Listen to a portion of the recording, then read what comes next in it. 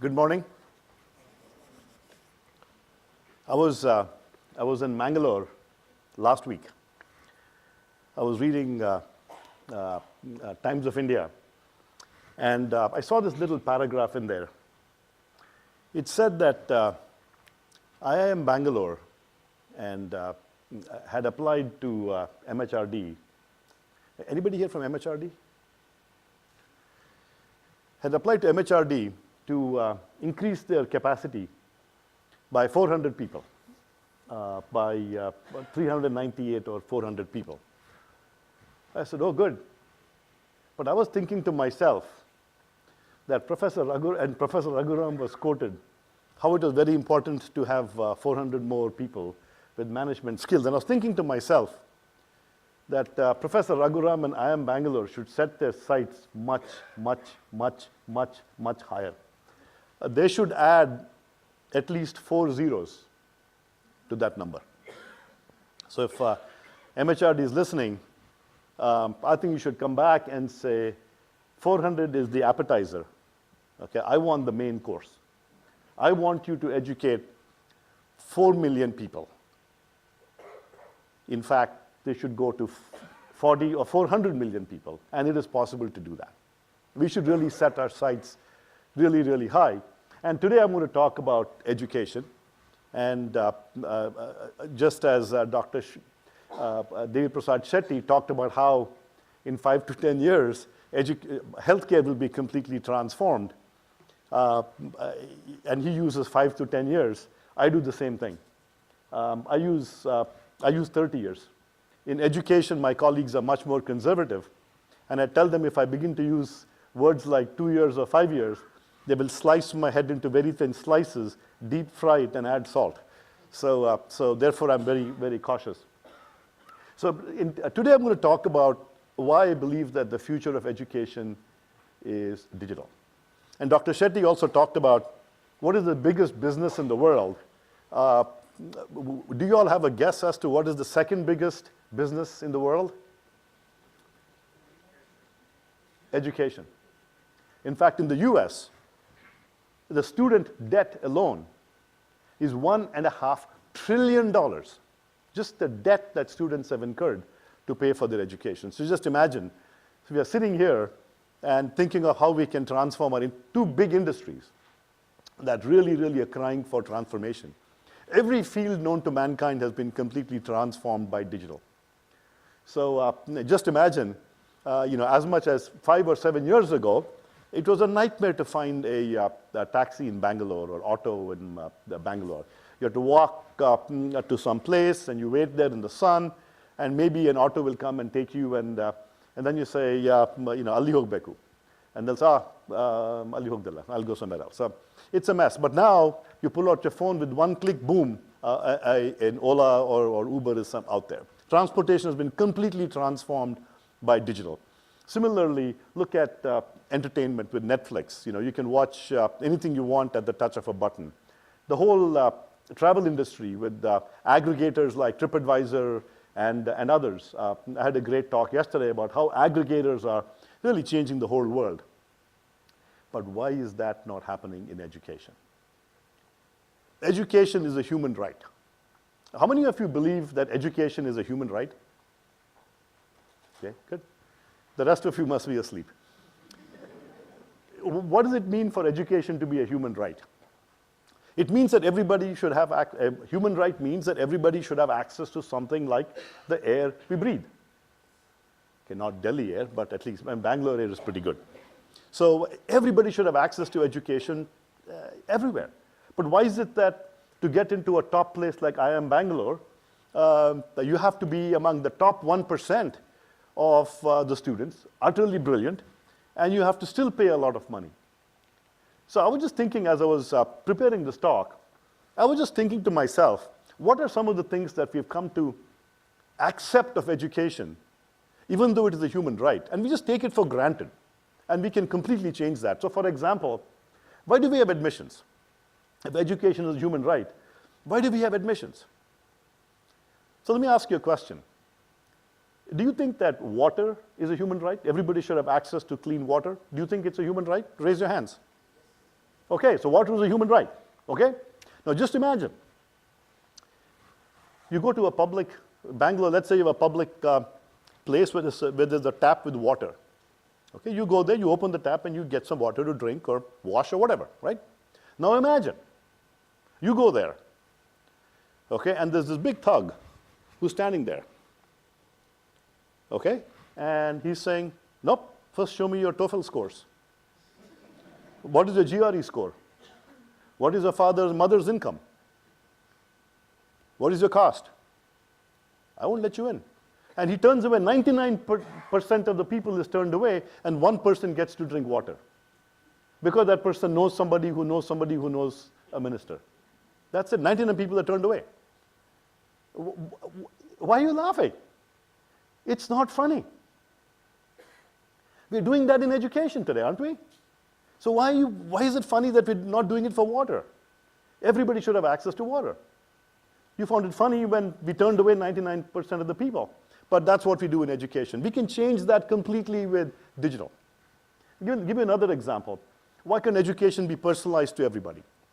2,000 years ago, for those of you who've read the Mahabharata and so on, people like Drona, they would teach 3 or 4 kids or 4 kids, and they would personalize training to them. If the person was a good archer, they would teach them archery, and the whole thing was personalized. 2,000 years later, we've gone backwards. We put people in a classroom with 500 students, and 99% are sleeping or on their tablets or on their phones. And then, maybe the first row is listening, but I promise you, in the last row, it's all distance education. Okay, after 2,000 years, we've gone backwards.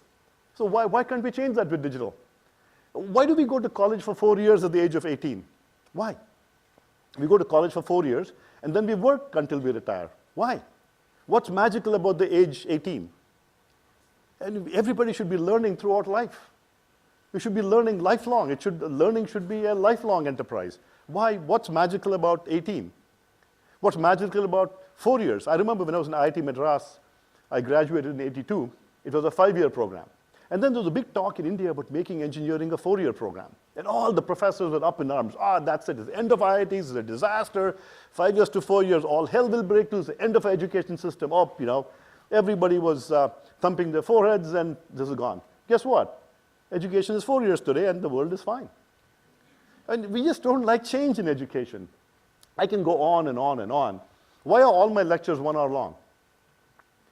Have you ever questioned that? Why should every lecture be 1 hour long? If something can be taught in 7 minutes, or I want to learn at midnight, why? Why do you care? Every lecture is 1 hour long because we are constrained by the shackles of our campus. There used to be, in factories, there was a bell. There was 1 bell at 11, 1 bell at 12, and shifts changed. So why are we converting a university and education system into factories on 1 hour chunks? I mean, there's a lot of things that we do are crazy. Why can't I pause and remind my professor? In some cases, I want to hit the mute button, but that's okay. A 3-year-old today can do that for videos. They can pause and rewind on a tablet. They can swipe. And why can't I do that for education? I can go on and on and on. I was just sitting down in my plane and hammering out some things that we completely take as granted. Why do I study only one field? I did electronic engineering. Why do we study one field? The future is going to be completely multidisciplinary. Okay, I promise you, Dr. Shetty, would love to learn or probably knows a lot about electronics and how digital, or in engineering, people learn soft skills.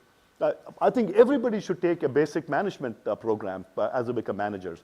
The whole world is going multidisciplinary. Anyways, I'll stop ranting about things that we take for granted. What I do want to talk about is I'm the head of edX.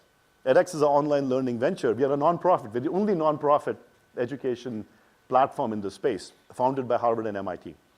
And part of what we're trying to do is revolutionize and reimagine education all over the world. As part of that, we have 140 institutional partners, including IIT Bombay, IIM Bangalore. My friend Mo Kayumi is the Minister of Finance from Afghanistan. AfghanX, the whole nation, is an edX partner. Campus.il from Israel is here. Israel is a partner of edX as a country. So we have 140 institutional partners. And part of our aim is to completely reimagine education. And last year at the edX Global Conference, I set out 5 goals, 5 major challenges for our community. And these were inspired by the United Nations Sustainable Development Goals. So in that spirit, we call them Reimagine Education Goals for 2022, 5 years. Again, here's where 5 years comes in. I think we should do it much faster, but 5 years is a good number. 5 goals. One is, let's dramatically increase education access. Let's dramatically increase education quality. Let's make education modular. Let's make education omni-channel, and let's make education lifelong. 5 goals. So let me talk about these things and give you a sense of what is possible and what are the challenges. And in all of this, I want you to keep in mind the things we take for granted. I mean, it just boggles my mind. I just keep thinking, imagine this big thug, standing in front of a water tap, letting only 1 out of 100 person get through for water. I mean, that is what we're doing in education, and we can change all of that completely with digital. So expanding access. So what have we done so far with expanding access to education using digital? So first of all, the MOOC movement, the online learning movement, which began, online learning has been around for 30, 40 years. Distance education has been around. But the MOOC movement truly brought online learning and digital to the mainstream. Top institutions like IIT Bombay and IIM Bangalore, the #1 business school in the country, other institutions like MIT and Harvard, Oxford have gotten into this and legitimized online education, which is why the MOOC movement is so important. It did not invent online learning, it's been there for a long time, but the leaders got into it and legitimized it. That's what happened 7 years ago. As just one example of some of the things we've done, I talked about admissions. So we've launched a new credential on edX called MicroMasters. The MicroMasters it's like a small master's, a mini master's, and it converts into credit and so on. And the beauty of that is open admissions. We've done away with admissions for these programs. Anybody is welcome. Everybody is welcome. So I'll talk about some of the programs IIM Bangalore has, for example, there. And there's no admissions. I mean, that's the beauty of it. With digital, we can make everybody welcome. Everybody can learn as much or as little as they want. We can completely eliminate the access problem. Everybody's included. Doesn't matter what your caste is. Doesn't matter what you were born with. Male, female, whatever your gender, LGBTQX, doesn't matter what it is. Completely inclusive. Everybody's welcome. Mobile platform. We built a mobile platform for learning. And then finally, what edX has done is not just as a nonprofit, not just keep it for ourselves. For-profit companies keeps them proprietary. What we did was we gave away our platform to the world as well as open source software. And in fact, today, I'll talk about this briefly as well, there are 1,800 instances of Open edX all over the world. Imagine we have created 1,800 competitors. Can you imagine Google giving away its search algorithm so that 1,800 companies could launch competitors to Google? Nonprofits do that. So today, edX has, if you haven't done so, I want you to download edX, our mobile platform. Go to edX.org and check it out. We have 20 million learners from every single country in the world, 20 million. 12% of our learner base is from India, so 2.5 million students from India alone. 2,400 courses, and a lot of these courses are eligible for credit. We've launched Open edX, which is the platform which we've given to the world for free, and there's 40 million plus learners that we know about. You'll be hearing from Campus.il from Israel. They have 100,000 learners, one example of a national platform. And there are 1,800 such platforms using Open edX all over the world. IIT Bombay has IIT Bombay X, which is an Open edX platform. IIM Bangalore has an open platform as well, where every institution can put things on edX, or they can create their own platform to do something that they want to do privately. I know Afghanistan is also creating a national platform using Open edX. Today, I'm very proud to say that edX, including all the learners on the 20 million on edX, plus the open platform learners, are over 40 million, and this has become the world's largest education platform, the #1. What must we challenge ourselves to do next? So this is pretty good. So what is the challenge? What should we try to accomplish in the next 5 years? I would like to see nations launching digital platforms to increase access. As I talk to international foundations like the World Bank and IMF, that many of them are edX partners, and they ask, how should we be thinking about funding education? And I tell them, if a nation comes to you and asks to build 500 bricks and mortar schools or universities, tell them, how about we enable 10 times as much or 100 times as much and create internet connectivity? So move from a bricks and mortar culture to a bits and bytes culture. And creating onesie, twosie, one school here, one school there is good, but in addition to that, provide internet connectivity. Launch national platforms. You can create national platforms for online education. Just as one example, Israel, I was in Israel 2 months ago, where the Ministry of Education is called Digital Israel, launched campus.gov.il. It's a national initiative using Open edX. It's a national education platform for lifelong and college-level learning for everybody around the world. And I believe you will be hearing from them later on in this conference. Why not launch completely online, fully affordable bachelor's and master's degrees? How do we reach diverse populations? I think this one's easy. It turns out that real-time digital translation is here. I've seen products, applications where I keep speaking in English, and this can be translated to one of 30 languages in real time. In fact, there are products that even change my face movement using image processing, change my face and lips so that the lips sync to the new language. You cannot tell that I'm not speaking that language. That technology is here. It's not 5 years, it's here. So once you create videos that lecture in a certain language, the technology is here for that content to be available in any language to anybody in real time. That's how far computation has come. We just have to apply it to education. Second, let's increase the quality of education. How do we do that? So first, what have we done so far? So far, we've created digital online platforms, digital technologies for learning that are credit grade. So we are now offering not just edX, but a number of platforms today offer full-fledged degrees at every level through online learning platforms. And these are some of the top universities. And we've solved some really hard problems. One problem is cheating. How do you prevent cheating? Just like you can have personalized medicine, right? Guess what? You can have, with digital technology, you can have personalized proctoring.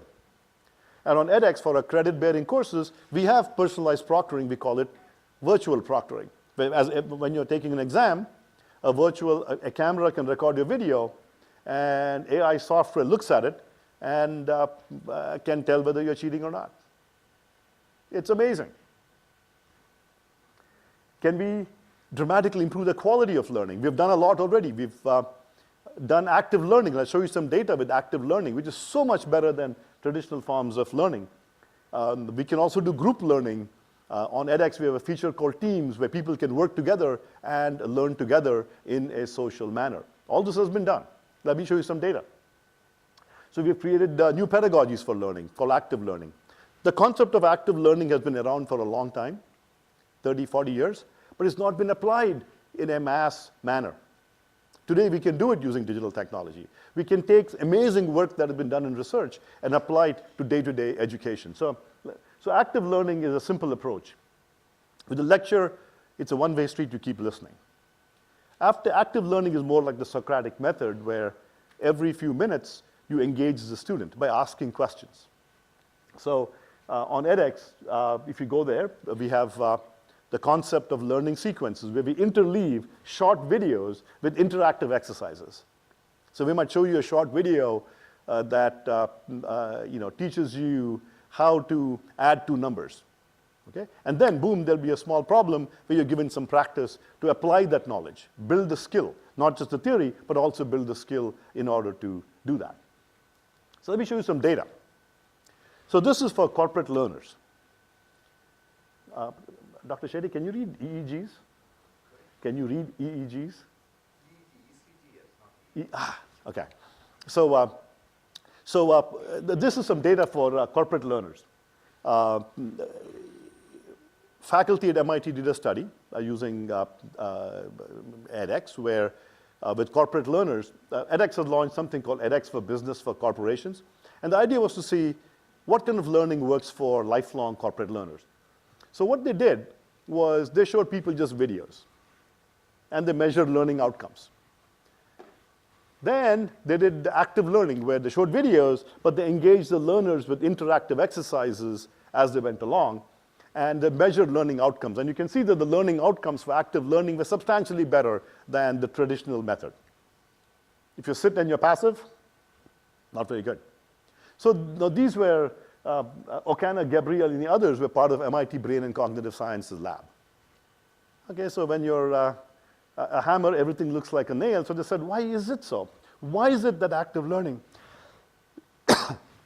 why is it that active learning was so much better than the more passive forms of learning? So these were from the MIT Brain and Cognitive Science lab. Oops.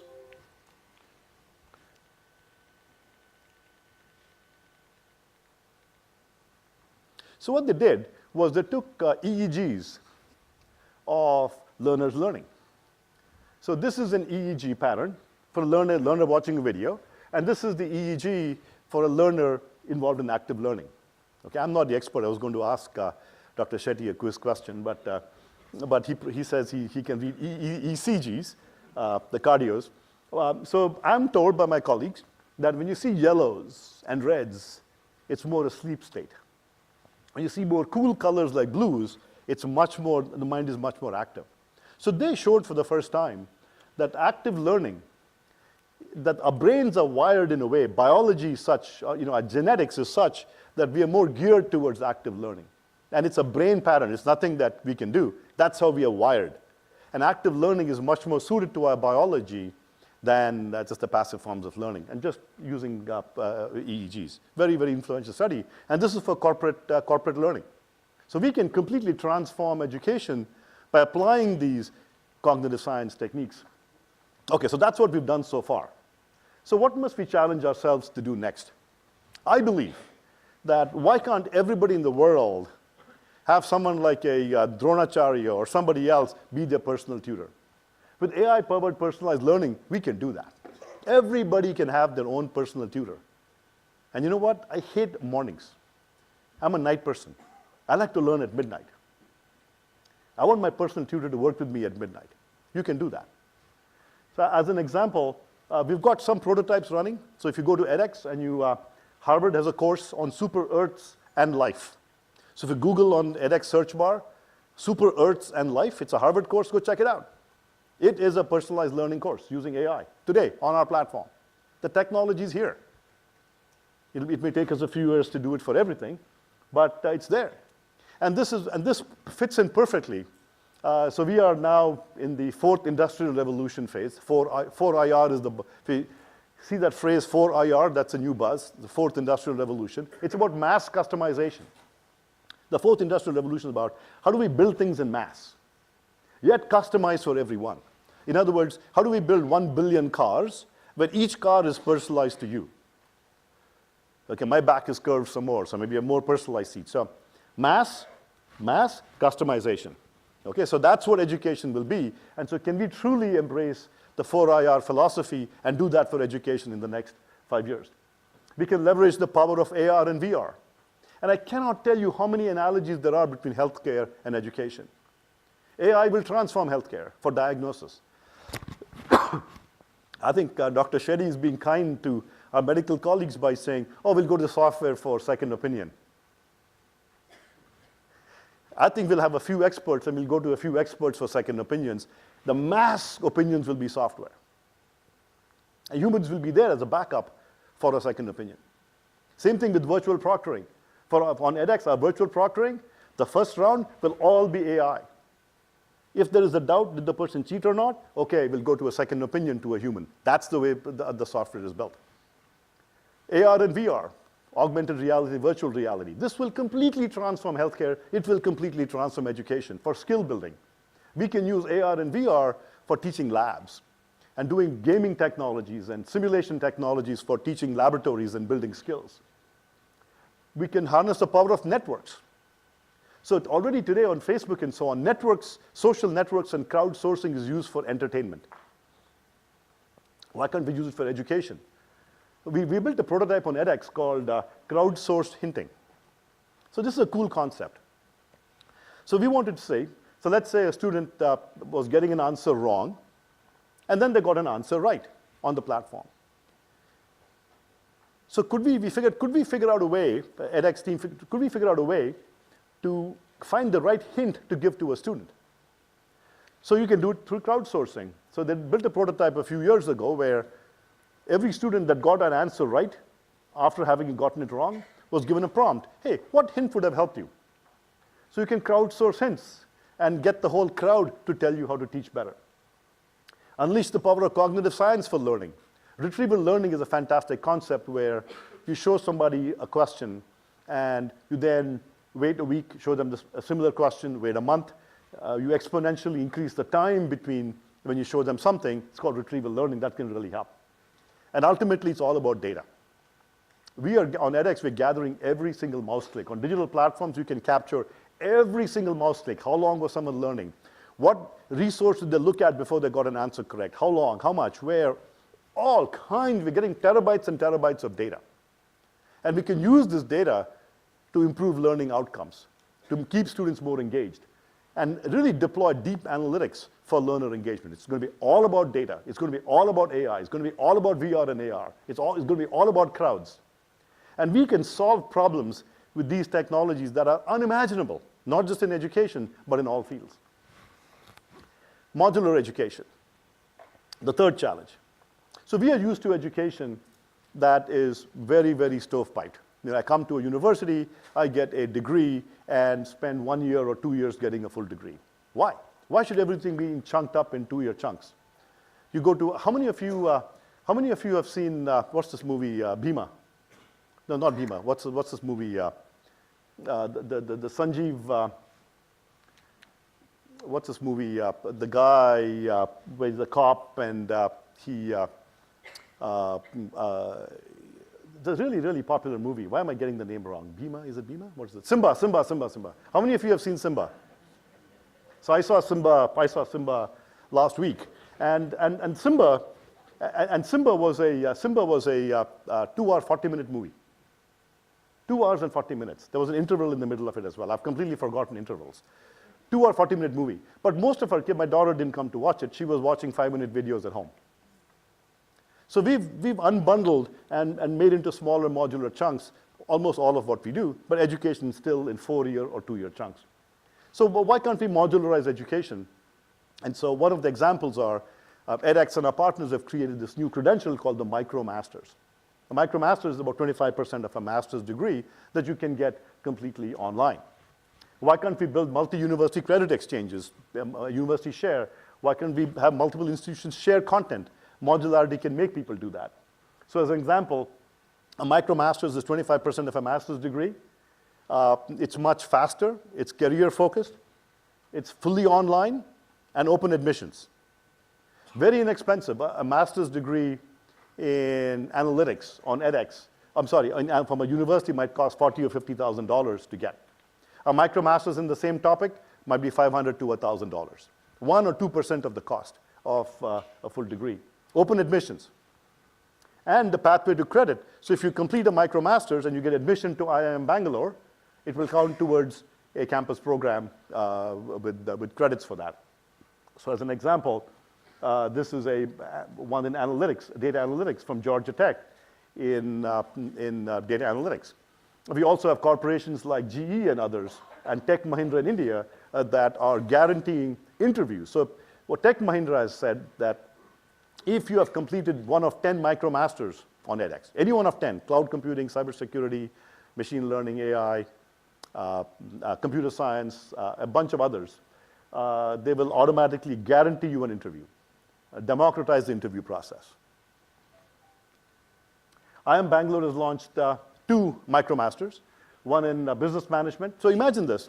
I believe every human being, every engineer, it doesn't matter who you are, or what you're working on. I believe after working for 3 or 4 or 5 years, you should learn some management. The MicroMasters in Business Management from IIMB is exactly such a program. The basics of marketing, accounting, strategy, human resource management, I believe operations as well. These are examples that you can use. Everybody should be learning this. You can stack MicroMasters, stack with modular education. So you can get a MicroMasters, and then if you want, you can continue on for a full online master's degree if you choose to. So we've launched a number of online master's degrees on edX.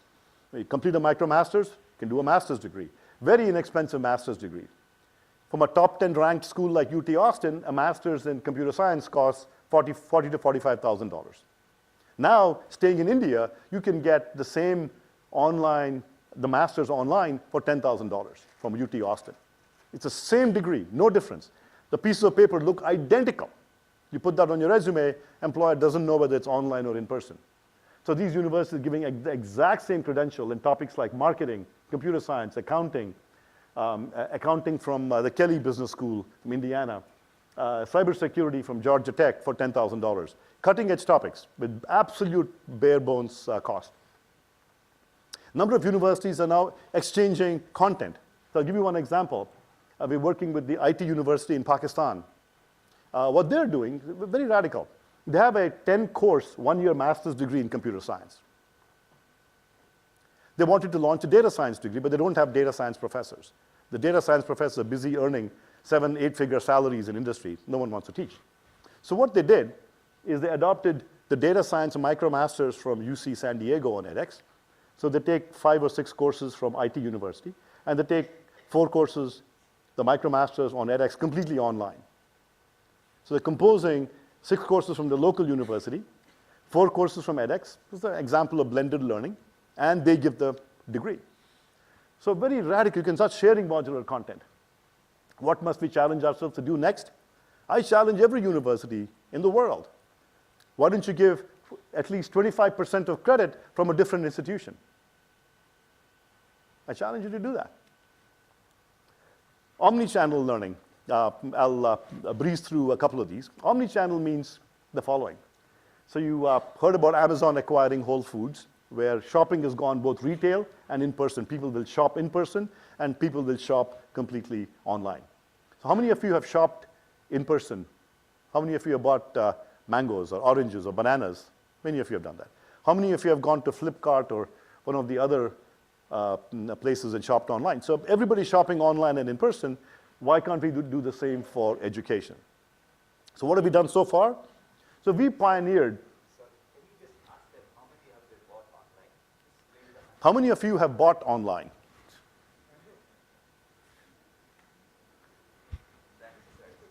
You know, it's actually becoming very, very unfortunate. In my house, even though I'm an online person, I actually like to go to shops because I find that very therapeutic. Go around doing nothing and just looking around at things. But my wife and my rest of my family, they just sit on seats and they shop online. They just buy everything, just get packages and packages. I hate it. I hate to see those big brown boxes. So let's say you buy a toothpaste. It comes in this big stupid box, and you're throwing away all that paper, and you get like a toothpaste. Hey, I mean, it is terrible. But it's great for education, though. Because education, I don't have to ship you things in a brown box. Except if you want a paper degree. So you can do online in many different ways. So I'll just talk about one example. It's called online during campus. You can do online before campus, during campus, or after campus. What is online during campus? So you go to a campus, and why can't you learn some things online? Students, love online learning, so why don't you do something online while you're on campus? So I'll give you an example of some experiments. Georgia Tech has done this, MIT has done this. So what MIT did, for the first time in their history, they allowed students to take a campus class on campus in the traditional way, or take a 100% online class on edX. Imagine, at MIT, 40 students, multiple times, no lectures, completely online, not even blended, 100% online. So there are students at MIT paying $45,000 tuition, getting credit on their MIT transcript for a fully online class. Results were spectacular. Students were given the same exam, the campus students and the online students, similar results. Online students reported less stress, a whole standard deviation, 1 sigma less stress than the campus students. and they like the overall experience over the campus class experience. The students are telling you they prefer the online model. This is at MIT. Same thing at Georgia Tech. At Georgia Tech, 82% of the students rated the online course better than the corresponding campus course. Your students are telling you that they prefer online even on your campus. So campuses won't go away. What you do on campuses will change in the future. You will be offering more and more online. And you should not wait 5 years to do that. You should do that now. You can do it now. What must we challenge ourselves to do next? I challenge you, for those of, how many of you are professors or administrators or in the government in education? Okay, many of you are. It's a good audience. I challenge you. Accelerate 1 year of bachelor's degrees with online credit. Allow your students to take 20% of the online curriculum completely online from anywhere. Give them campus credit for that. Offer bachelor's degree completion while working. So you study at university for 2 years, learn all the theory, learn how to, the bus engine and how the bus works and the aerodynamics of the school bus. And the remaining 2 years you go and work and do the real thing, drive real buses, get the skills. Can you do that? And then be learning online while you go and work. We can do all of these things. Finally, in the last couple of minutes, the fifth Reimagine Education goal is establish lifelong learning. But we need to move from a culture of learning at the age of 18 to lifelong learning. We need credentials for lifelong learning. We built them, like MicroMasters. These are new credentials and professional certificate programs. We have a professional certificate program from IIT Bombay, Professor Phatak and others in basics of computer science.